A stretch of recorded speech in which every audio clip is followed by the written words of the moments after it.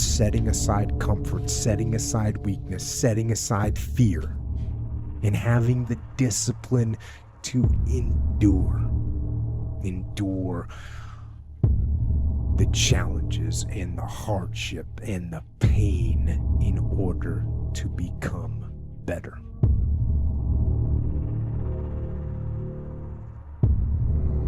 While war certainly taught me those things and ingrained those things into my mind if they weren't already there, I think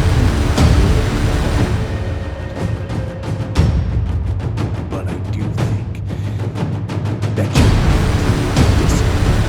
have to get outside your comfort zone. You have to push yourself beyond what you thought you could ever do to get that glimpse of the truth and to get that glimpse of the glory in the trenches.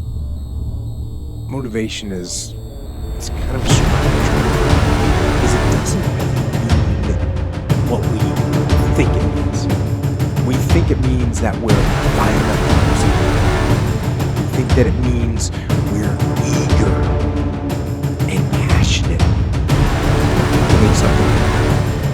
And we think that somehow we should just be able to turn on that eagerness, turn on that passion. But we can't.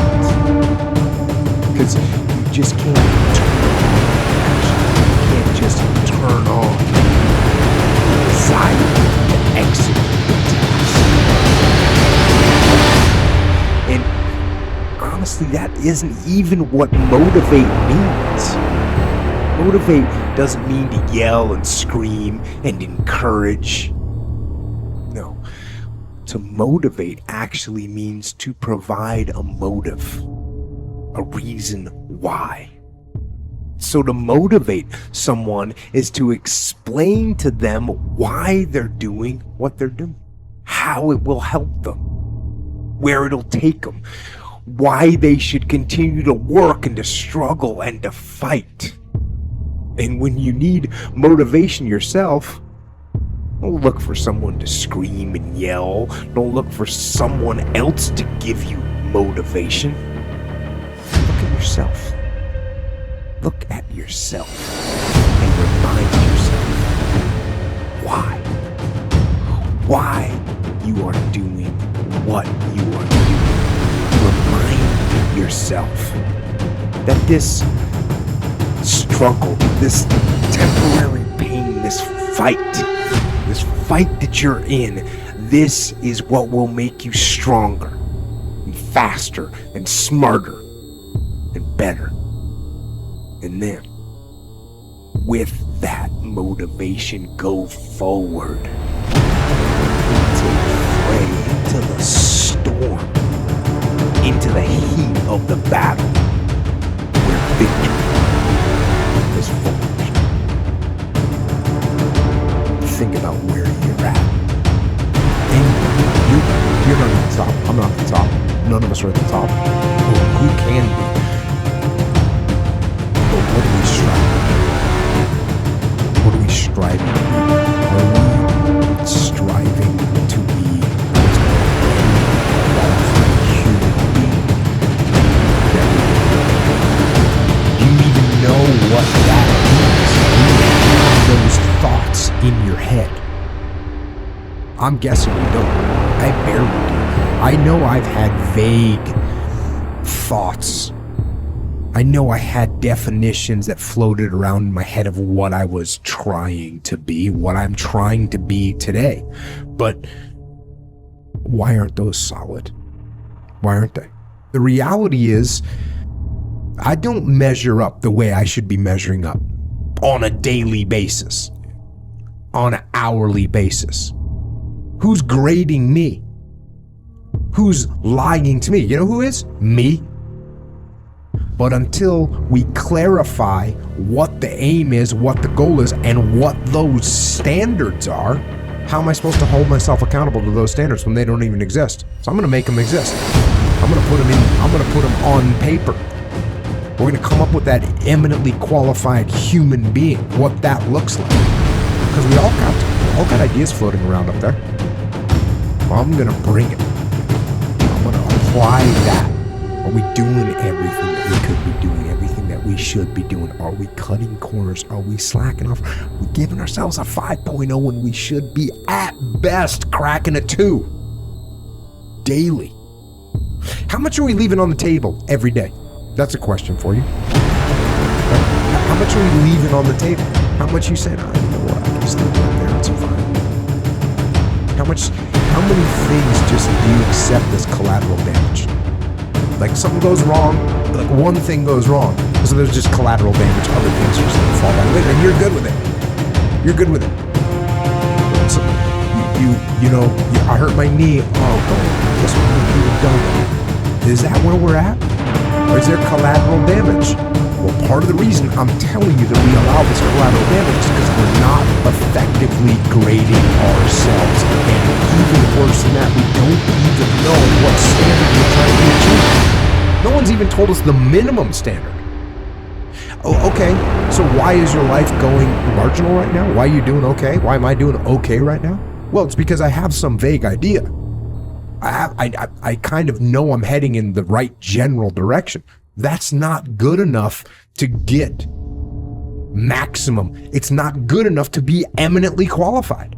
It doesn't work. You have to step it up. You have to have the unmitigated daily discipline in all things. And that's hard. It's hard for one day, never mind every single day. Start looking at yourself. Yeah, as usual, your strengths, your weaknesses, and start trying to see how you can improve. Start moving towards the goal of becoming the eminently qualified human being. For us as individuals, we gotta remember that we are in charge of our own lives. We are leading our own lives. And where are you leading yourself? What are you doing that you know you shouldn't be doing? Why are you doing that? You have to impose the discipline on your own life so you don't have something else imposed, something bad imposed, so you don't have a catastrophe imposed on your own life. Because when we avoid the discomfort, and when we avoid the discipline, and when we avoid doing what we know is the right thing to do, that's when you end up in a personal catastrophe, in your own personal life.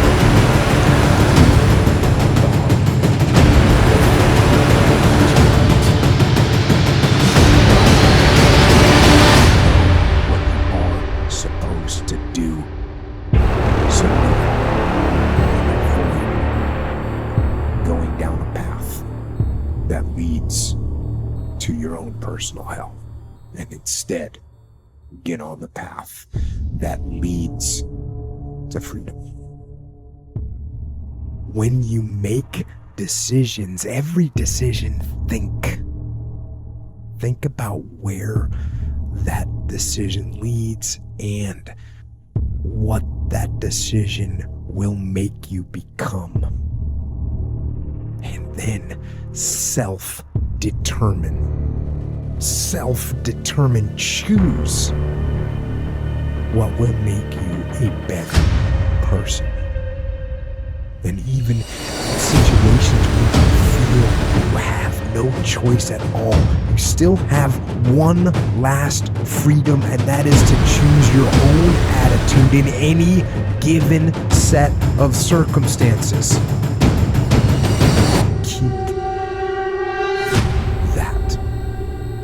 Choice. Keep that freedom, that hard choice, the disciplined choice, and with the discipline to make the right choice, maintain your freedom.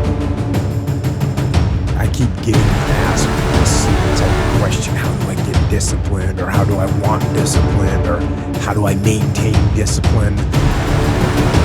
If you hear me claim that discipline is easy for me, then straight up, that's just my ego talking.